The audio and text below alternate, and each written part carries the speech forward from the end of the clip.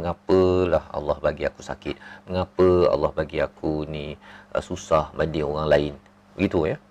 Jadi tiga perkara ini, qadar Allah melibatkan takdir ini, syariat Allah dan khalqullah ini, semuanya adalah milik Allah, dan ada orang yang berdebat.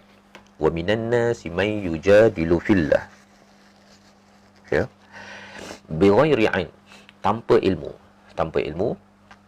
Dan apa yang berlaku, Allah cakap wa yattabi'u kulla syaitanin marida, dan mereka ini mengikut kepada syaitan yang marida.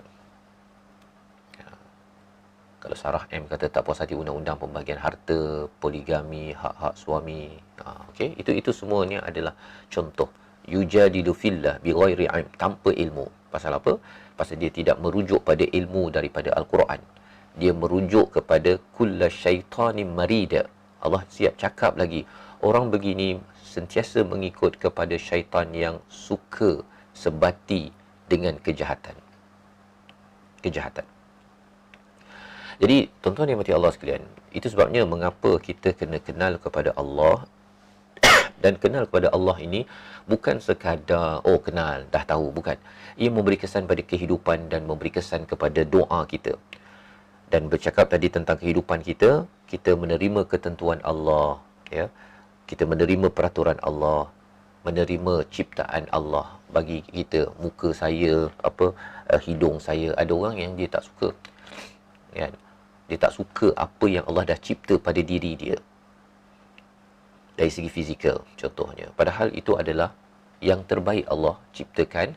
Dan kalau ada yang kata, kalau OKU ke apa ke, kalau itu memberi kesan kepada fungsi dia, bolehlah dia buat pembedahan ke apa ke, kan. Macam orang sakit kanser ke, kena buat pembedahan fungsi. Tapi kalau katakan dia benci kepada apa yang Allah beri, yang itulah satu tanda bahawa orang ini sedang bergaduh, berdebat, marah-marah dengan Allah, dan kesannya dia akan mudah marah-marah kepada manusia. Kan? Dia asasnya itu ialah dia berdamai dengan Allah, berdamai dengan takdir, berdamai dengan peraturan Allah, berdamai dengan ciptaan Allah, maka insya-Allah dia akan membawa kepada kedamaian hidup.